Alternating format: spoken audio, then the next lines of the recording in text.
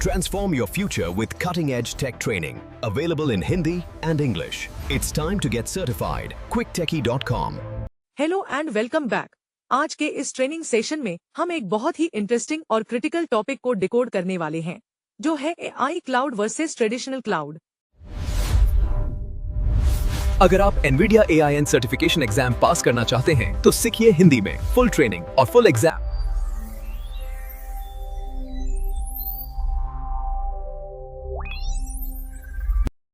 Hello and welcome back. आज के इस ट्रेनिंग सेशन में हम एक बहुत ही इंटरेस्टिंग और क्रिटिकल टॉपिक को डिकोड करने वाले हैं, जो है AI cloud versus traditional cloud.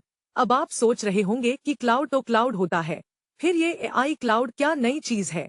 चलिए इसे फर्स्ट प्रिंसिपल से समझते हैं। इमेजिन कीजिए एक ट्रेडिशनल क्लाउड को। ये एक ऐसा डेटा सेंटर है जिसे इस तरह डिजाइन किया गया है कि दुनिया भर के लाखों यूजर्स एक साथ अपनी छोटी छोटी रिक्वेस्ट भेज सकें। कोई अपना ईमेल चेक कर रहा है, कोई ई कॉमर्स वेबसाइट ब्राउज कर रहा है, तो कोई वीडियो स्ट्रीम कर रहा है। ये सारे काम एक दूसरे से बिल्कुल अलग हैं।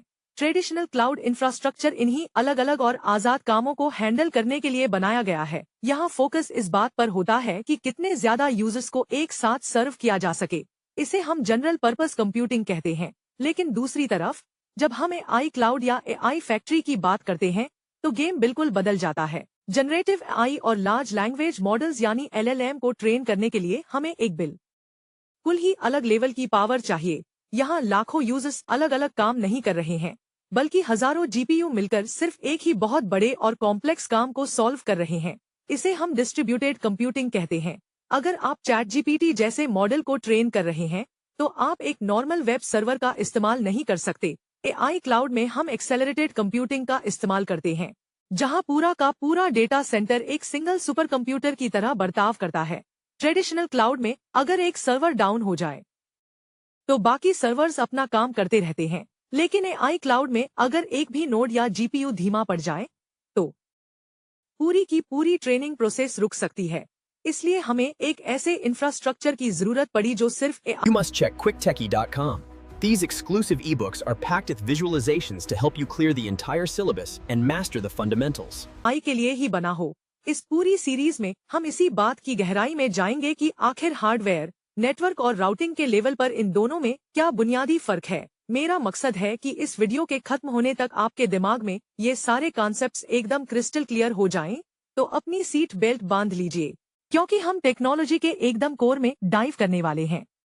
स्क्रीन पर दिख रहे इस डायग्राम को ध्यान से देखिए। यहाँ हम क्लाउड कंप्यूटिंग के इवोल्यूशन को ट्रेस कर रहे हैं। टॉप नोड से कहानी शुरू होती है और दो अलग अलग रास्तों में बंट जाती है। लेफ्ट साइड में आप ट्रेडिशनल क्लाउड को देख सकते हैं, जो जनरल पर्पस IT और इंडिपेंडेंट वर्कलोड्स को सपोर्ट करता है, यानी हर सर्वर अपना अलग काम कर रहा है। वहीं राइट साइड में एआई क्लाउड या एआई फैक्ट्री है, जो एक्सेलरेटेड कंप्यूटिंग और डिस्ट्रीब्यूटेड एआई वर्कलोड्स के लिए बनी है। ये डायग्राम हमें विजुअली समझाता है कि कैसे एआई की डिमांड्स ने क्लाउड के आर्किटेक्चर को पूरी तरह से दो अलग हिस्सों में बांट दिया है। हर एक नोड इस बात को हाईलाइट कर रहा है कि अब एक ही तरह का क्लाउड हर काम के लिए फिट नहीं बैठता। एआई को एक डेडिकेटेड, पावरफुल और टाइटली कपल्ड सिस्टम चाहिए होता है। चलिए अब दूसरे सबसे बड़े डिफरेंस पर आते हैं, वर्कलोड कैरेक्टरिस्टिक्स। इसे हम loosely coupled versus tightly coupled systems कहते हैं।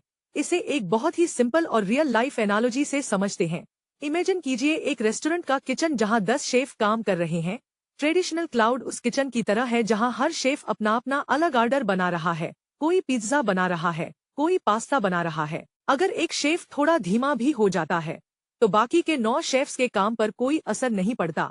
वो अपना अपना ऑर्डर कस्टमर को डिलीवर करते रहेंगे। इसे हम लूजली कपल्ड आर्किटेक्चर कहते हैं।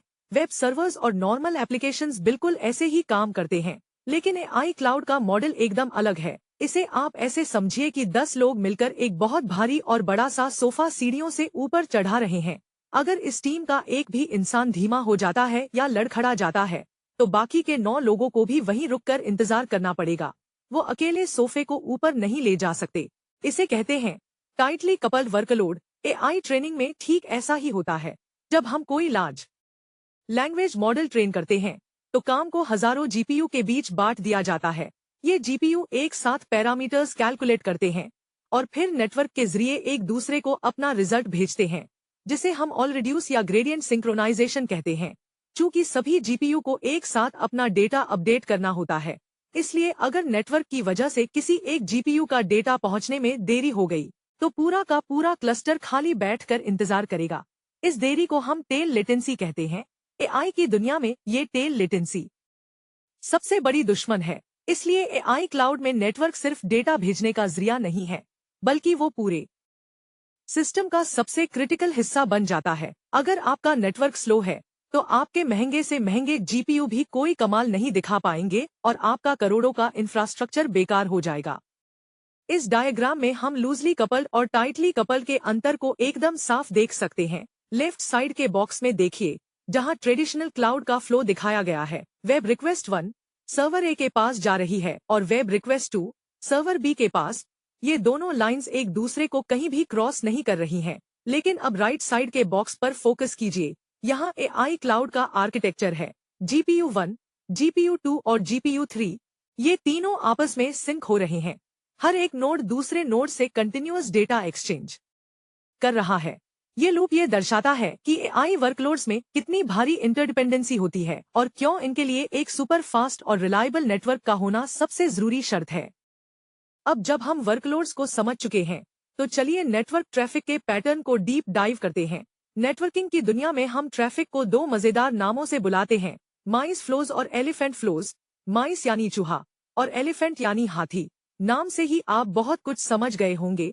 ट्रेडिशनल क्लाउड में जो ट्रैफिक होता है, वो चूहों की तरह होता है। लाखों छोटे छोटे डेटा पैकेट्स नेटवर्क में इधर उधर दौड़ते रहते हैं। जैसे आपने कोई वेबसाइट ओपन की या कोई फोटो अपलोड की, ये पैकेट्स छोटे होते हैं और जल्दी जल्दी अपना रास्ता पार कर लेते हैं। इसे हम माइस फ्लोज कहते हैं।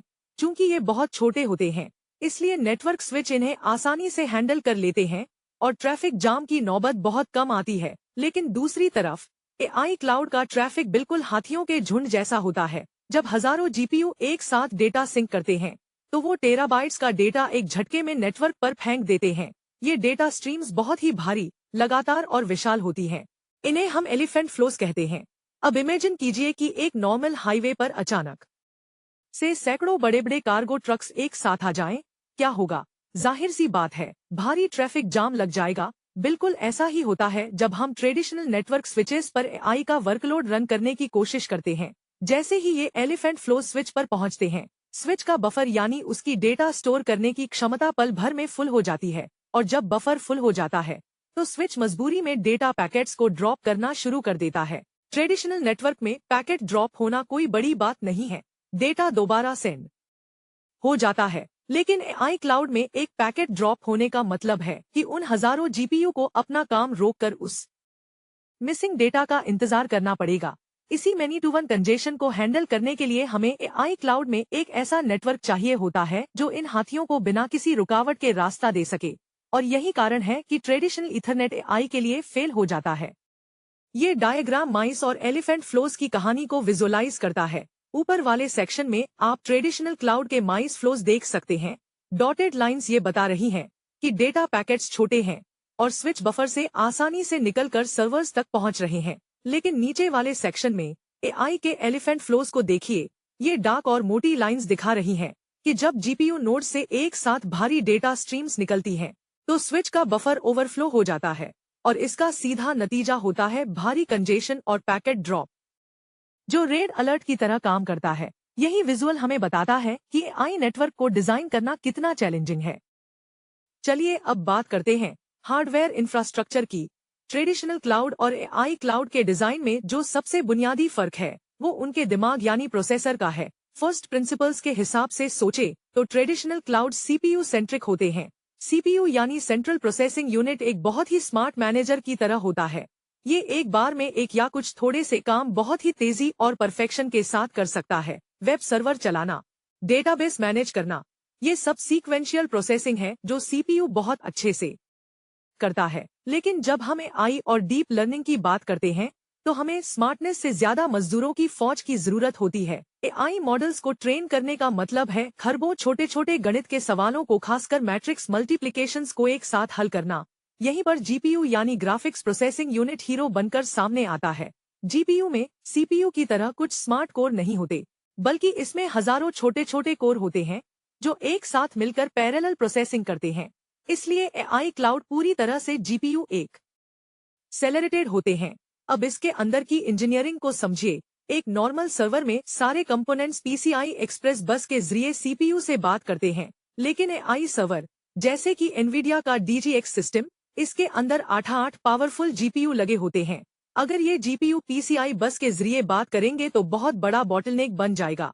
इसलिए एआई हार्डवेयर में एनवीलिंक और एनवीस्विच जैसी एडवांस टेक्नोलॉजी का इस्तेमाल किया जाता है। एनवीलिंक इन सभी जीपीयू को आपस में डायरेक्ट जोड़ देता है, जिससे वो एक दूसरे के साथ 1.8 टेराबाइट्स पर सेकंड की हैरान कर देने वाली स्पीड से डेटा शेयर कर सकते हैं। ये स्पीड इतनी ज्यादा है कि सारे जीपीयू की मेमोरी मिलकर एक सिंगल यूनिफाइड मेमोरी की तरह काम करने लगती है।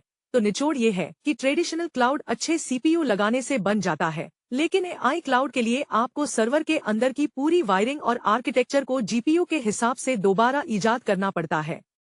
ये डायग्राम हार्डवेयर आर्किटेक्चर के अंतर को बहुत ही सिंपल तरीके से दिखा रहा है। लेफ्ट साइड में एक टिपिकल सीपीयू नोड है, जहां सीपीयू सेंटर में है और मेमोरी या नेटवर्क कार्ड से पीसीआई बस के थ्रू जुड़ा है।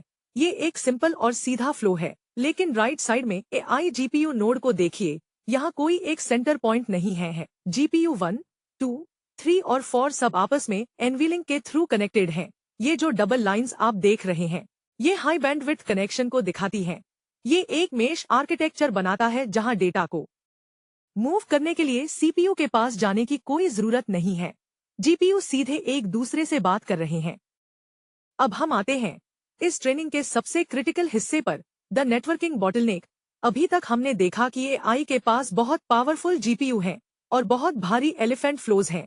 जब ये भारी डेटा नेटवर्क के तारों में जाता है तो क्या होता है? ट्रेडिशनल क्लाउड में हम जिस नेटवर्क का इस्तेमाल करते हैं उसे स्टैंडर्ड ईथरनेट कहते हैं।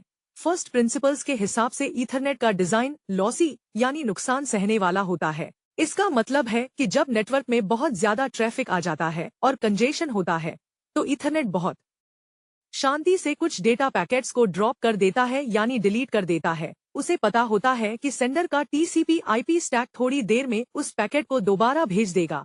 वेब ब्राउजिंग में आपको इसका पता भी नहीं चलता। शायद पेज लोड होने में कुछ मिलीसेकंड्स ज्यादा लग जाएं, लेकिन एआई क्लाउड में ये लॉसी नेचर एक बहुत बड़ा डिजास्टर बन जाता है। इमेजिन कीजिए कि 10,000 जीपीयू एक साथ एक एआई मॉडल को ट्रेन कर रहे हैं। अचानक ईथरनेट नेटवर्क ने कंजेशन की वजह से कुछ पैकेट्स ड्रॉप कर दिए। अब जिस जीपीयू का पैकेट ड्रॉप हुआ है वो काम नहीं कर पाएगा, और जैसा कि हमने पहले देखा था एआई टाइटली कपल्ड होता है, तो बाकी के 9,999 जीपीयू भी अपना काम रोक देंगे और उस एक पैकेट के दोबारा आने का इंतजार करेंगे। इस इंतजार में जो समय बर्बाद होता है वो एआई की दुनिया में करोड़ों रुपयों का नुकसान है। इसे हम जॉब कंप्लीशन टाइम या जेसीटी कहते हैं। इसी प्रॉब्लम को सॉल्व करने के लिए एआई क्लाउड्स में लॉसलेस यानी बिना नुकसान वाले नेटवर्क का इस्तेमाल किया जाता है, जैसे कि इन्फिनिबैंड या फिर एनवीडिया का एडवांस स्पेक्ट्रम एक्स ईथरनेट। ये लॉसलेस नेटवर्क एक बहुत ही स्ट्रिक्ट फ्लो कंट्रोल मैकेनिज्म का इस्तेमाल करते हैं। जब भी स्विच का बफर फुल होने वाला होता है वो पैकेट को ड्रॉप करने के बजाय पीछे वाले सर्वर को मैसेज भेज देता है कि रुको अभी और डेटा मत भेजो। इससे डेटा कभी ड्रॉप नहीं होता और लेटेंसी एकदम प्रेडिक्टेबल रहती है।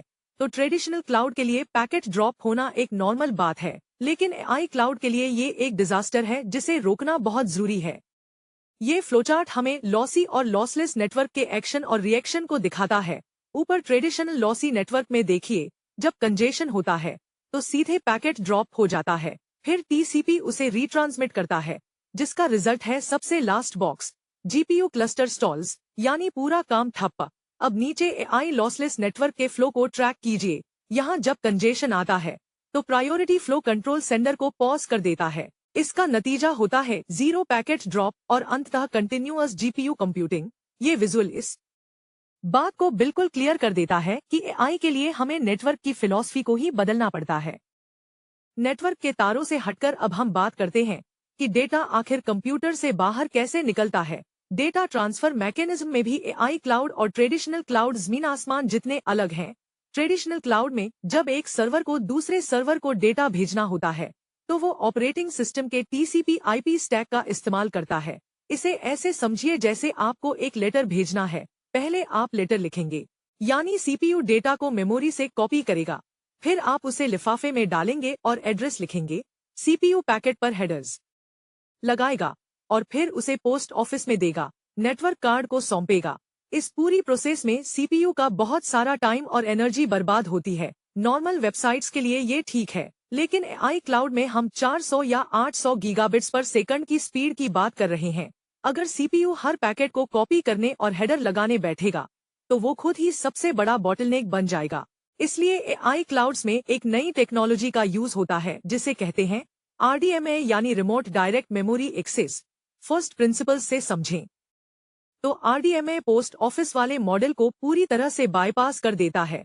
ये एक टेलीपोर्टेशन मशीन की तरह है। एक जीपीयू सीधा नेटवर्क कार्ड यानी सुपरनिक को ऑर्डर देता है और वो कार्ड बिना सीपीयू को जगाए सीधे दूसरे सर्वर के जीपीयू की मेमोरी में डेटा लिख देता है। इसे हम जीरो कॉपी टेक्नोलॉजी कहते हैं।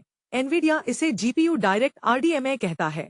चाहे हम इन्फिनिबैंड का इस्तेमाल करें या फिर इथरनेट के ऊपर आरडीएमए यानी रोसे का, मकसद एक ही है, ट्रांसपोर्ट प्रोसेसिंग का सारा भार सीपीयू से हटाकर हार्डवेयर को देना।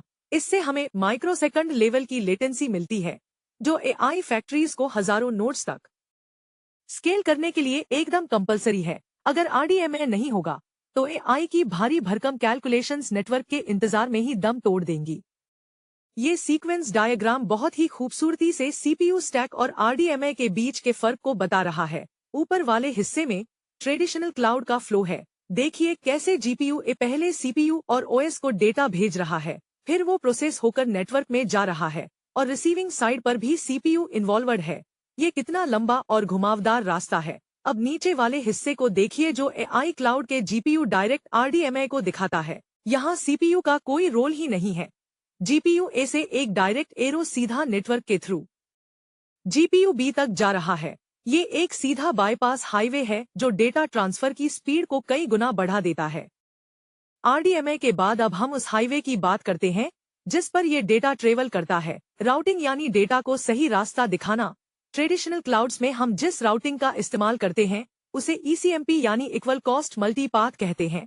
ईसीएमपी एक बहुत ही बेसिक और स्टैटिक राउटिंग है। ये काम तो करती है, लेकिन ये अंधी होती है। जब भी कोई डेटा फ्लो आता है, ईसीएमपी एक गणितीय फॉर्मूले हैश का इस्तेमाल करके उसे एक रास्ता दे देती है, बिना ये देखे कि उस रास्ते पर आगे कितना ट्रैफिक है। माइस फ्लोस के लिए ये बहुत बढ़िया काम करता है क्योंकि छोटे छोटे पैकेट्स कहीं से भी निकल जाते हैं। लेकिन एआई क्लाउड में हमारे पास एलिफेंट फ्लोज होते हैं। अगर ईसीएमपी ने अपनी अंधी हैशिंग की वजह से 2 या 3 एलिफेंट फ्लोज को एक ही तार पर भेज दिया तो वहां भयंकर टक्कर या कोलिजन हो जाएगा, जिससे पूरा नेटवर्क चोक हो जाएगा। इस प्रॉब्लम को सॉल्व करने के लिए एआई क्लाउड्स में एडाप्टिव राउटिंग का यूज किया जाता है। एडाप्टिव राउटिंग बिल्कुल गूगल मैप्स या वेज की तरह स्मार्ट होती है। ये सिर्फ रास्ता नहीं बताती, बल्कि रियल टाइम ट्रैफिक को भी देखती है। एआई नेटवर्क का स्विच हर एक पैकेट को भेजने से पहले देखता है कि कौन सा रास्ता खाली है और वो उसी खाली रास्ते से पैकेट को भेज देता है। इसके कारण ट्रैफिक पूरे नेटवर्क में एकदम बराबर बंट जाता है। लेकिन इसमें एक कैच है। अगर आप एक ही फाइल के अलग अलग पैकेट्स को अलग अलग रास्तों से भेजेंगे तो वो डेस्टिनेशन पर आगे पीछे पहुंच सकते हैं, यानी पैकेट्स आउटफॉर्डर हो सकते हैं। ट्रेडिशनल इथरनेट इसके साथ डील नहीं कर सकता, लेकिन एआई क्लाउड में, जैसे कि स्पेक्ट्रम एक्स प्लेटफॉर्म में, जो सुपरनिक लगा होता है वो इतना स्मार्ट होता है कि वो इन आउटफॉर्डर पैकेट्स को लाइन रेट पर यानी तुरंत वापस सही ऑर्डर में अरेंज कर देता है और फिर जीपीयू को देता है। इस जादुई तकनीक की वजह से एआई नेटवर्क 95% तक की इफेक्टिव बैंडविड्थ अचीव कर लेता है, जो ट्रेडिशनल क्लाउड में सोचना भी नामुमकिन है। राउटिंग के इस डायग्राम को देखते हैं।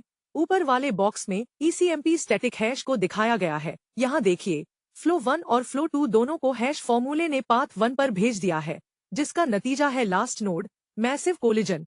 ये ट्रेडिशनल क्लाउड की सबसे बड़ी कमजोरी है। अब नीचे एडाप्टिव राउटिंग को देखिए। यहाँ एक ही फ्लो के पैकेट 1 और पैकेट 2 को अलग अलग रास्तों यानी पाथ 1 और पाथ 2 पर भेजा जा रहा है। नेटवर्क का हर रास्ता इस्तेमाल हो रहा है और आखिर में ये सारे पैकेट सुपरनिक के पास जा रहे हैं, जो वापस सही ऑर्डर में लगा रहा है। ये डायग्राम स्मार्ट ट्रैफिक मैनेजमेंट का एकदम परफेक्ट इलस्ट्रेशन है। हमारी जर्नी के इस आखिरी पड़ाव में हम बात करेंगे मल्टी टेनेंसी और परफॉर्मेंस आइसोलेशन की। जब आप कोई क्लाउड किराए पर लेते हैं तो आप अकेले उस सर्वर या नेटवर्क पर नहीं होते, आपके साथ और भी कई कंपनियां या यूजर्स उसी हार्डवेयर को शेयर कर रहे होते हैं। इसे मल्टी टेनेंसी कहते हैं। ट्रेडिशनल क्लाउड की फिलॉसफी है शेयरिंग इज केयरिंग। सब लोग मिलबांट कर नेटवर्क बैंडविड्थ का इस्तेमाल करते हैं। वेब एप्लीकेशंस के लिए ये बहुत अच्छा काम करता है, लेकिन एआई क्लाउड में ये शेयरिंग एक बहुत बड़ा सरदर्द बन सकती है, जिसे हम नॉइजी नेबर या शोर मचाने वाले पड़ोसी की प्रॉब्लम कहते हैं। इमेजिन कीजिए कि आपने एक बहुत ही महंगा एआई ट्रेनिंग जॉब रन किया है। उसी नेटवर्क स्विच पर किसी और कंपनी का एआई जॉब भी चल रहा है। अगर उस दूसरी कंपनी के जॉब ने नेटवर्क में अचानक बहुत सारा डेटा भेज दिया और कंजेशन पैदा कर दिया, तो ट्रेडिशनल नेटवर्क में आपके डेटा पैकेट्स भी स्लो हो जाएंगे। इसका मतलब है कि किसी और की वजह से आपकी ट्रेनिंग का टाइम और कॉस्ट दोनों बढ़ जाएंगे। एआई की दुनिया में जहां एक एक मिनट की कीमत हजारों डॉलर्स में होती है, आप ऐसा रिस्क नहीं ले सकते। इसलिए एआई क्लाउड्स को परफॉर्मेंस आइसोलेशन की सख्त जरूरत होती है। एआई नेटवर्क जैसे कि स्पेक्ट्रम एक्स बहुत ही एडवांस्ड कंजेशन कंट्रोल टेलीमेट्री का इस्तेमाल करते हैं।